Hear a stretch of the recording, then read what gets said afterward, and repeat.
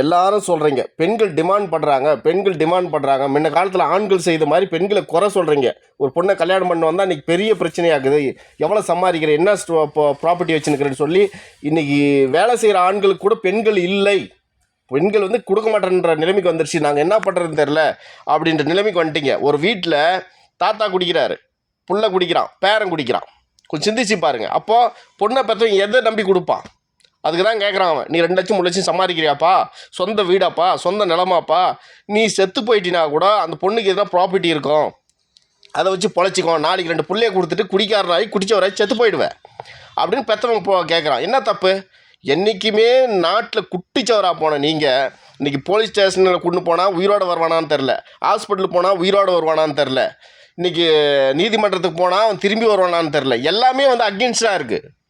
ஒரு ஹாஸ்பிட்டலுக்கு போனால் மருத்துவ ஃபெயிலியர் ஆகி செத்து போயிடுறான். நீதிமன்றம் போனால் குற்றவாளின்னு சொல்லி ஜெயிலில் போட்டுடுறாங்க. அவன் தப்பு செஞ்சானா தெரியலான்னு தெரில.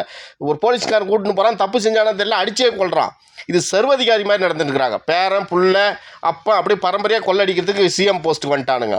தயவு செய்து மீண்டும் சொல்கிறேன், உங்களுக்கு மீண்டும் சொல்கிறேன், நீங்கள் வாழ்க்கையில் ஒன்று மட்டும் செய்யுங்க, இந்த பிச்சை எடுக்காதீங்க. இந்த ஒருவேளை புரட்சின்னு ஒருத்தன் வந்துக்கிறான் பார்த்தியா, அவன் முன்னாடிலாம் சேர்ந்துட்டு போய் போட்டை போட்டு நாசனம் பண்ணாதீங்க. அது 100-200க்கு காசு வாங்க. நடிகர்களாம் என்னங்க நடிகர் உருப்படியாக இல்லைங்க. அவன் பொண்டாட்டி அவனை நம்பி இல்லை, அவன்லாம் சிஎம் ஆகும், அவனுக்கு போட்டு போடுவீங்களா நீங்கள்? தெருக்கு பேனர் வைப்பீங்களா? எவ்வளோ கீழ்த்தனமாக இல்லை?